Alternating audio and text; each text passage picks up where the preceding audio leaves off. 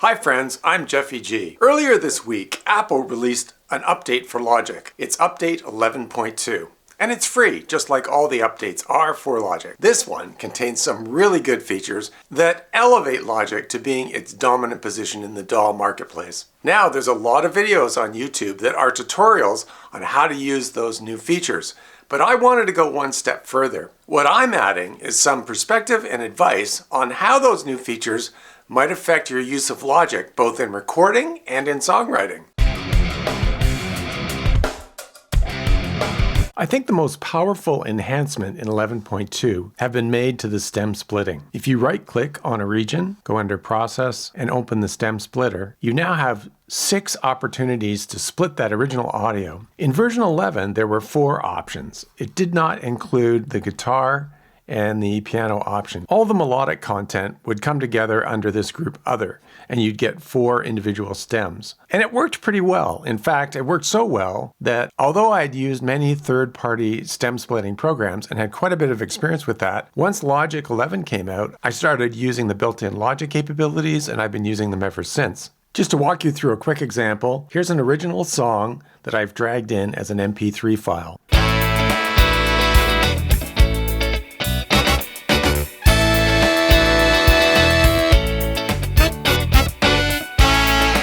And it has vocals and all the things that might be separated. On down to the ocean. So if we right-click and go down to Processing and open the stem splitter, we can turn on all of these potential tracks and then apply. So now we get 6 tracks, some of them with what you would expect. The vocals, the drums, the bass, they're all isolated, but we're also going to get the guitar part isolated.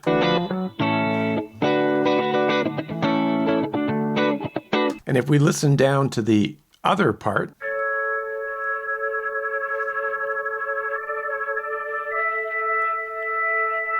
it's got the Hammond organ isolated, and we've even got the piano parts isolated.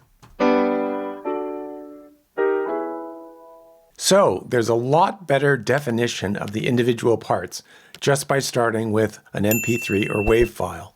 Now people are going to use stem splitting in different ways, but let me go through a couple different scenarios. Let's say you're trying to learn a cover song. Here's Dancing Days by Led Zeppelin. I drag the audio file from my iTunes library into Logic. Then I right-click, click on Processing, turn on the stem splitter, and I'm going to split this up into its separate parts. I want to isolate the guitar part because that's the part I'm going to work on. I just click on Solo on that track. And I don't have all of the other parts competing for my ears. Are the drums separated? Yep. Are the vocals separated? Dancing days are here again. Summer evenings go. Now I can't really go through a lot of details using a cover song without getting a copyright claim on YouTube, but I think you get the idea. A couple other ways you could use the stem splitting is if you're into hip hop and EDM and you're taking samples from existing songs, you could drag those MP3s in, process the stems individually, and then make your own samples of just the parts of the song that you want. Another great enhancement is the Midi capture, which now includes audio capture. To use this, you have to enable it. So up in the control panel, if you go to customize the control display, turn on Flashback capture. That's the new feature. When you do that, there's a new icon that will appear. This is it up here. And how you can use this is if you're working on just playing MIDI along with the rest of your song, you don't have to have record on. You can just have play.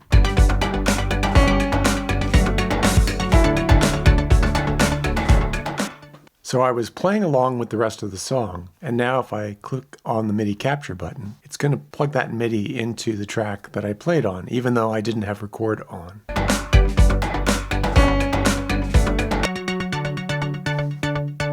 So that's really handy if you happen to have been playing along with a song while you were working on it, but you didn't record enable the track, or you didn't have multiple takes. The most recent MIDI that you've played is always going to be available to you. Now you can use that on audio as well. Add an audio track. And for this, I'm going to turn on the software monitoring just so I can hear what it is I'm recording. But again, I don't have to have this record enabled. I could just be practicing or listening as the song went by and sing a particular passage. Da, da, da, da, da. Ba, ba, ba, ba. Ba, ba, ba, ba. And that might just be an idea. And if I click on Flashback, there it is. And you'll have to excuse my poor singing. But the fact that the flashback capture works both with MIDI and with audio changes maybe the way you do recording now, or the way you write a song. Instead of having multiple takes, some of the stuff you're just playing around with, or ideas that are just flowing naturally, are going to be available to you to plug into your project. I think the flashback capture makes using Logic more interactive, more musician-oriented, and less studio engineer-oriented. Hey, the Logic 11.2 update, it does not apply itself automatically. You have to go into the App Store and look for it. Click on the Apple icon, open the App Store on your Mac, and do a search for Logic. When you do, you'll see this, and there should be an update button here. In my case, I've already upgraded it to version 11.2. You can see that off to the right, and that's why it just says open. But if you haven't done it, this button will be blue and it will say update, and you have to click on that to apply the update. There is an update for iPad as well called 2.2. But again, it doesn't apply it automatically. You have to go get it. Click on the App Store, open it, and I recommend searching for Logic. So click on the search magnifying glass, type in Logic, and you'll see it appears here on the right. Now in my case, I've already upgraded to 2.2. So off to the right, you'll see it says 2 days ago, I upgraded to version 2.2. The blue button says open, which would open up the application. In your case, it should say update or upgrade. You'll click on the blue button, it'll update your iPad, and it works quite seamlessly. A lot of the features that are in the Logic 11.2 update for Mac are also available for iPad.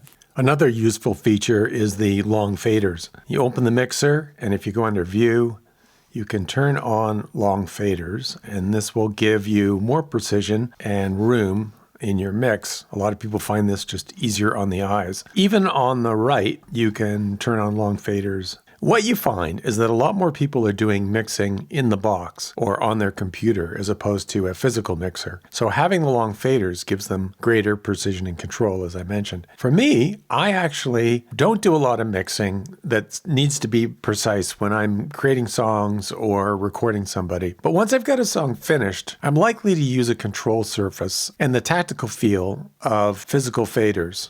I have a friend with a Presonus Fader Port 16, and I often borrow that and use that to do my mixing. Long faders is a great new feature, but I'm not sure it's something that I'm going to use a lot. Another interesting thing that's being added is ChatGPT, the Logic Notepad. Now, everyone uses the Notepad for different things. So I usually put some instructions or to-do lists, items in there, but you might want to put in lyrics, or you just want to look something up with ChatGPT. So you click on the ChatGPT icon, and you could type in a prompt, sad ballad about a guy who loses his pickup truck. It's going to be a country song. Okay, so ChatGPT comes up with some lyrics. You can copy those, your notepad. Now, I'm not keen on just using lyrics generated by ChatGPT, but often I do use it as a source for ideas and as a starting point. Now, I think you have to wonder, are more AI tools going to be built into your DAW?